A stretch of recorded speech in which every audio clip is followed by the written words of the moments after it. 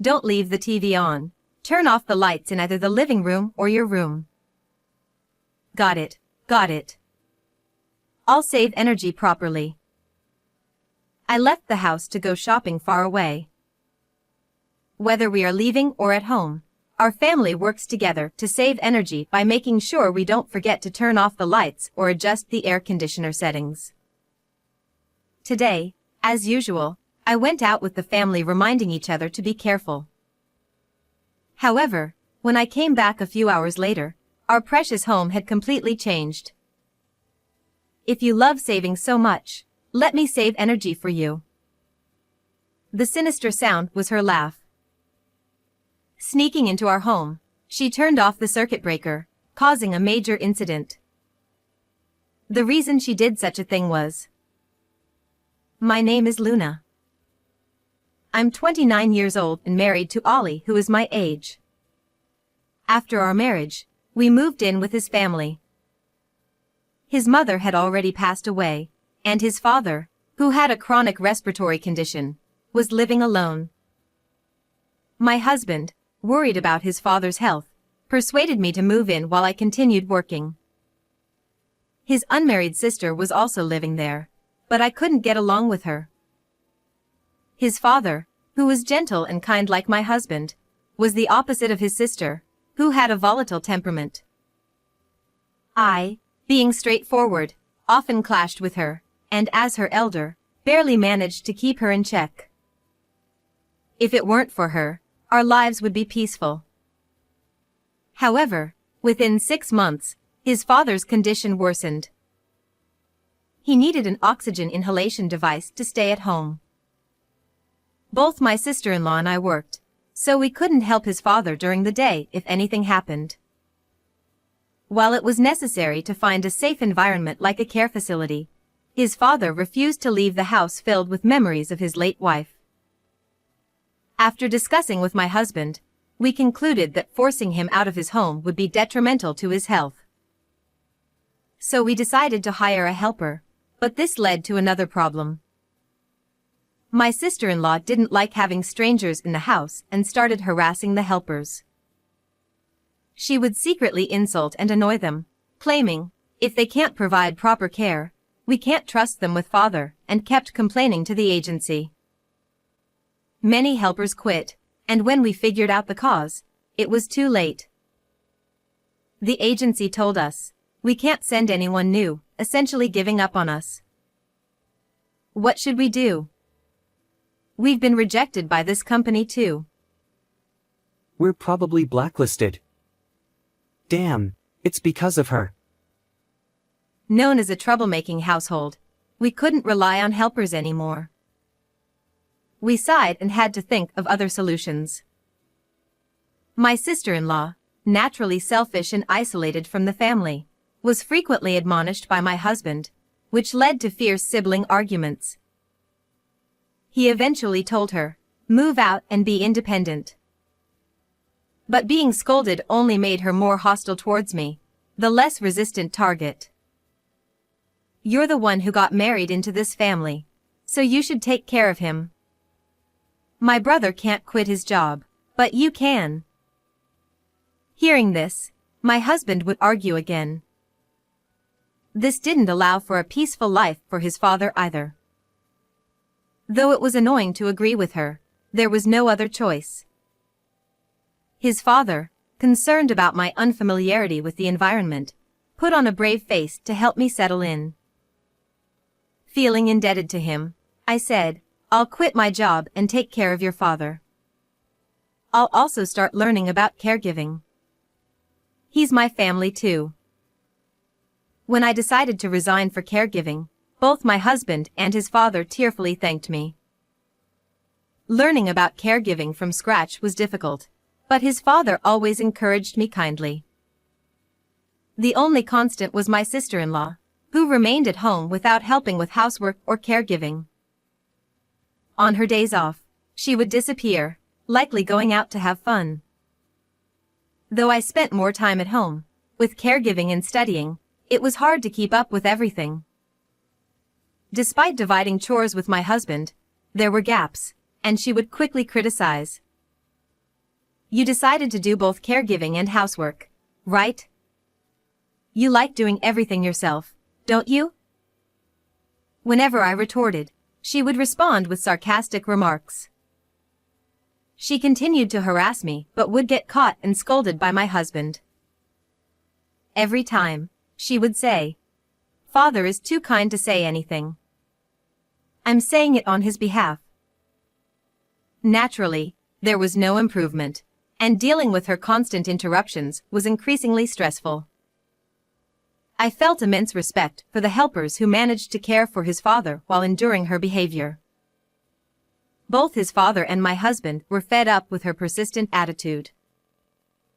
One day, while secretly discussing with my husband how to encourage her independence, she announced, "I've got a fiancé, so I'm moving out. Bye, Father. I'll visit sometimes." She left suddenly, and while we were taken aback, the house became much more peaceful without her chaotic presence. Though there were discussions about moving his father to a care facility due to his age and condition, I had become more adept at caregiving, so we decided to continue home care. Though she lived with her fiancé, she frequently returned home. "What's for dinner? It'll just go to waste, so pack it for me. I'll take it home." It seemed she was relying on leftovers to avoid cooking for her fiancé. Her selfishness remained, treating me like a housekeeper. Don't order Luna around without helping, Anna. Yes, yes. Sorry, Luna. Satisfied? Now hurry and make dinner. She ignored his mild reprimand, brushing it off. Honestly, cooking the same amount as before wasn't the problem. The real issue was the expenses. Despite moving out, she contributed nothing financially while taking advantage of everything, straining our budget. Moreover, she had no sense of saving energy or money. "Anna, please turn off the lights in unused rooms. Are you going to the bath or not?" She lay on the sofa, playing games on her phone, with the TV on and all the lights in the bathroom and changing area turned on but with no intention of moving. Trying to get her to choose between the game and the bath, she glared at me. "Fine. I was just about to go, so don't interrupt me. Always nagging about saving energy like an idiot. It's not even significant savings. You're so stingy, old lady." Anna. How dare you speak like that? "I meant big sister. Don't get mad over a small word." Her retort followed his scolding as she finally turned off the TV and went to the changing area. Though she argued, she listened to our requests. Despite years of work and having a fiancé, her maturity remained that of a rebellious teenager. I no longer expected her to act her age. Our relationship hadn't improved even after she moved out, maintaining tension. I thought energy saving could connect our family, but that too seemed challenging. One day, I was driving to a large shopping mall in the suburbs, quite far from home. I had gone out shopping at my father-in-law's request. It's not that he can't go out himself, but he needs to carry a portable oxygen tank whenever he does. Though the tank has a trolley, it's still heavy and cumbersome for my elderly father-in-law. Moreover, the nasal cannula makes it evident that he needs oxygen therapy, prompting sympathetic remarks from acquaintances he meets. Tired of being pitted, my father-in-law seldom goes out and often stays at home. Although he had made such requests many times before, my husband usually handled them when he was home. I was careful not to leave my father-in-law alone, but this time, I had no choice but to go out. Though I was worried, I knew he wasn't helpless. He only needed the oxygen tank for breathing, but he was still capable of doing many things on his own. I urged him to use the air conditioning adequately despite our efforts to save electricity, and then I set off for the shopping trip. After completing my shopping without any issues, I returned to our parking lot a few hours later, carrying the purchased items. Although I had left before noon, it was already late afternoon by the time I got back. Before entering the house, I picked up my phone, thinking my husband might have sent a message about dinner. But as soon as I saw the screen, I was shocked. What? There were countless missed calls. The calls were from my husband, my father-in-law, and the general hospital my father-in-law frequented. Cold sweat broke out on my back. I had switched my phone to silent mode while driving, a habit I had followed today as well. I hadn't realized the calls had come in. Anxiety welled up inside me. I first tried calling my husband back, but despite the repeated ringing, he didn't answer. Growing increasingly anxious, I next called my father-in-law's number, but he also didn't pick up. Desperate, I finally called the hospital's number. A receptionist answered, and I inquired about my father-in-law, struggling to stay calm. He is currently hospitalized. I can't provide more details over the phone, so could you please come here? After being transferred through several departments, I received this information and froze. I responded that I would come immediately, hurriedly started the car again, and drove off. The traffic on the road seemed to reflect my anxiety. My father-in-law had been fine before I left, seeing me off as usual. Why had he suddenly been hospitalized? I deeply regretted leaving him alone. Arriving at the hospital, I followed the receptionist's directions to his room. Walking down the tense hallway, I quietly opened the door to find my husband already there. We exchanged surprised glances. He explained that he couldn't answer the phone because he had been waiting for my father-in-law's test results. I, too, had been unavailable while driving. I'm sorry I couldn't answer your call. It's fine. How is your father?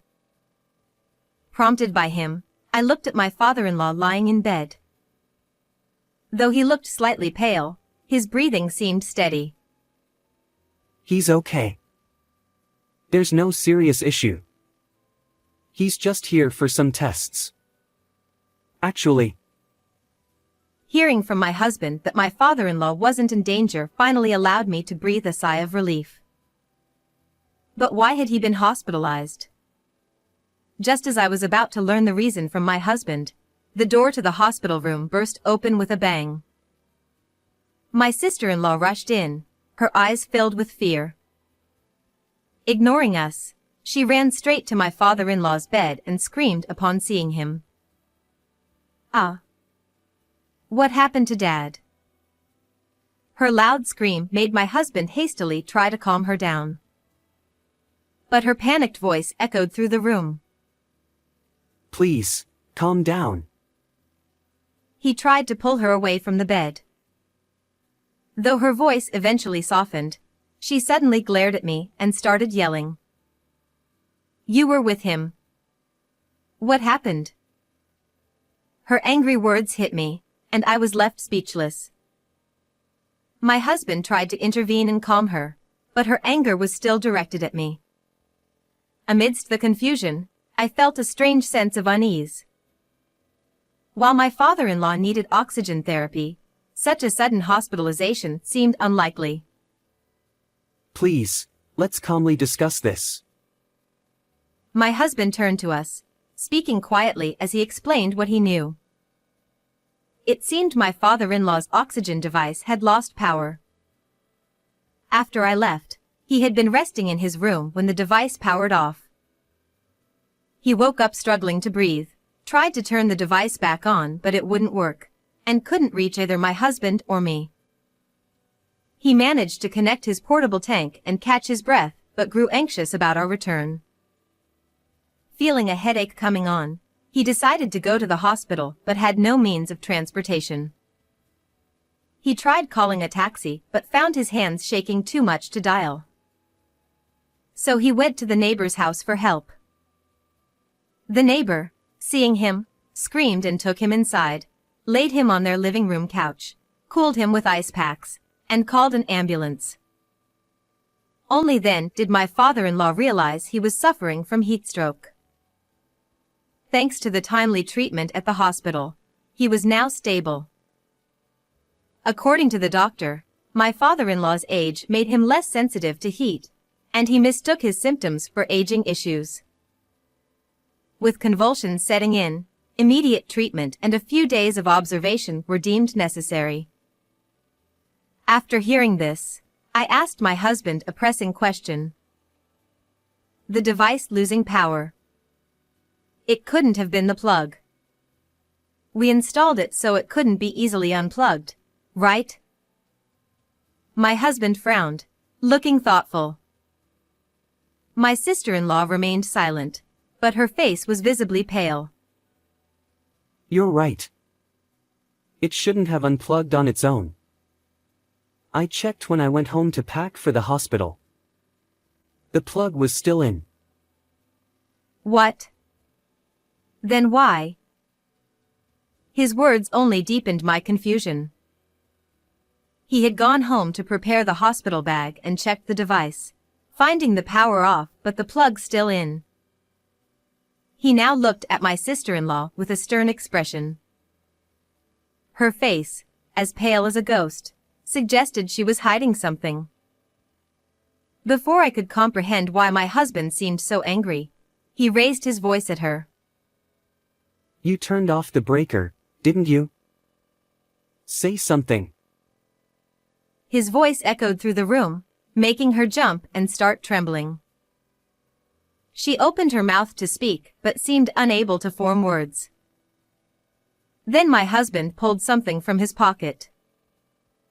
The hospital had called us multiple times, but my husband had been the first to answer.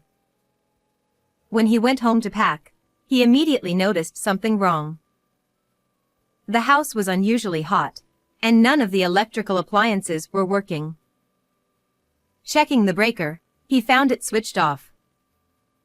Puzzled, he recalled our home security cameras.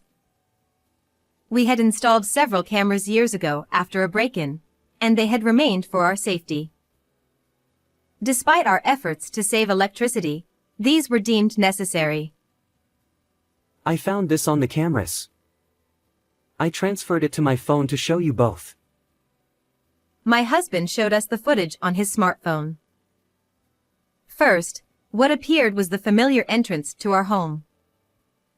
A few minutes after I had left, my sister-in-law showed up. I was surprised to see that she had come to our house, and I couldn't help but glance at her sitting next to me. She used her own key to unlock the door and went inside. Unlike her usual loud self, she was moving around cautiously, almost as if she was checking to make sure no one was around. It looked like she was confirming my absence.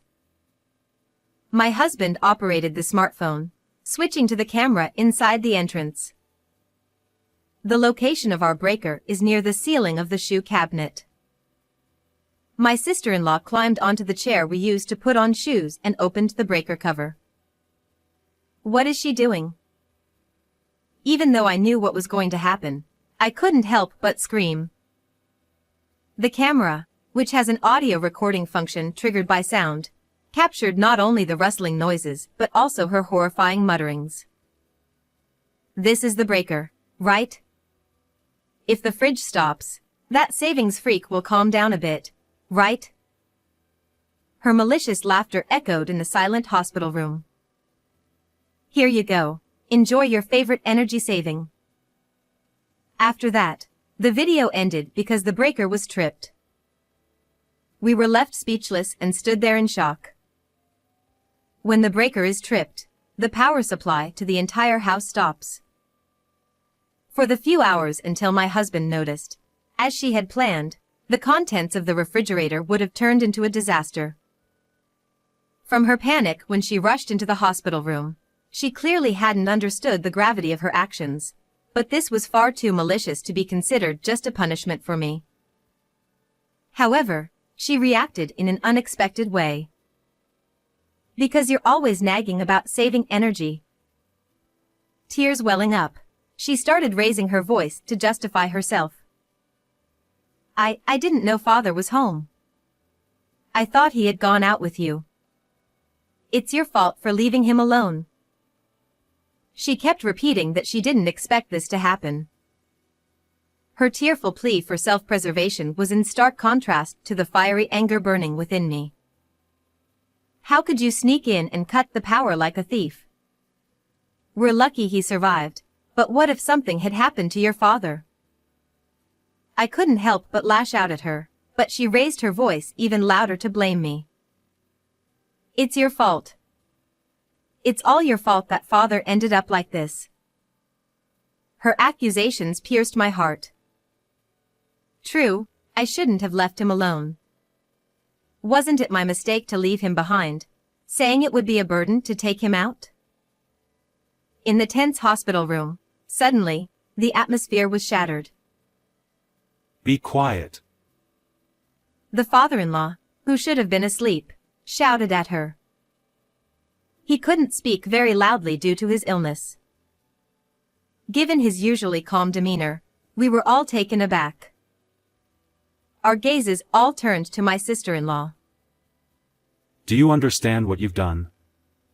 You caused trouble for everyone, and nearly killed your own father. Luna is not to blame. His eyes were filled with anger and disappointment.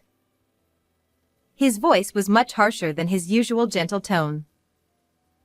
The commotion caused by my sister-in-law's screaming had fully awakened him, and he had heard the entire conversation, including the surveillance camera incident. If you keep this up, get out. And don't ever come back. His sharp reprimand left my sister-in-law pale and frozen, but soon she started to cry loudly. It was incredibly annoying. She was apologizing to her father, but he responded, You're a nuisance. Get out. With that, my husband escorted her out of the hospital room. A few days later, my father-in-law was discharged. When my husband and I went to pick him up, he greeted us with a relieved smile, his health having improved. But upon returning home, my sister-in-law was waiting in front of the entrance. Since that incident, she hadn't shown herself to us. We had expected her to apologize, but the words that came out of her mouth were the same as before. It's your fault. Everything that happened to my father is because of you. Both my father-in-law and husband looked exasperated. Seeing her once again trying to blame me, my father-in-law stepped forward. You should be grateful we didn't call the police. What you did is unforgivable. His cold voice left her speechless. But he didn't stop there. He was utterly disgusted with her. You're disowned. It's unbelievable that you still don't understand the seriousness of this situation. As I said at the hospital, don't ever come to our house again. With a stern tone, he dismissed her and entered the house.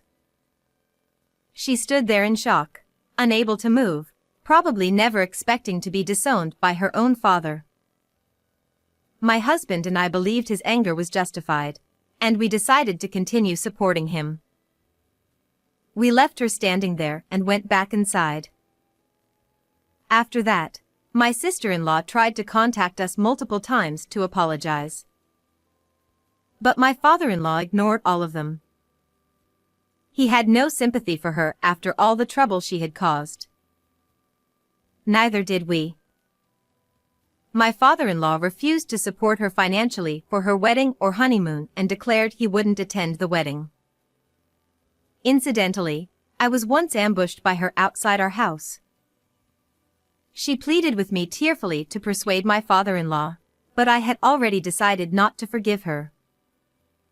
I listened to her entire apology and then left. Eventually, her fiancé found out about everything. He had initially contacted my father-in-law out of curiosity about the odd refusal to attend the wedding. When he learned that my sister-in-law had caused the emergency hospitalization by cutting the power, he turned pale and apologized to my father-in-law. Unlike her, he was a sensible person. He said, "What she did is attempted murder," and ended their engagement. They hadn't moved into their new place yet, so that was cancelled too. My sister-in-law had already quit her job, claiming it was for the marriage. She had spent most of her savings on spa and beauty treatments in preparation for the wedding, so she was nearly broke. They had already sent out the invitations, so she had to bear half of the cancellation fee. She ended up struggling with debt due to her own actions, but she finally understood she couldn't show her face to us anymore. Meanwhile, the three of us lived peacefully. Without her chaotic presence, my father-in-law's condition improved. Considering his age, we couldn't be complacent, but for now, we didn't have to think about moving him to a care facility. We are even planning a trip. How was this story? Please don't forget to subscribe to our channel. See you in the next video.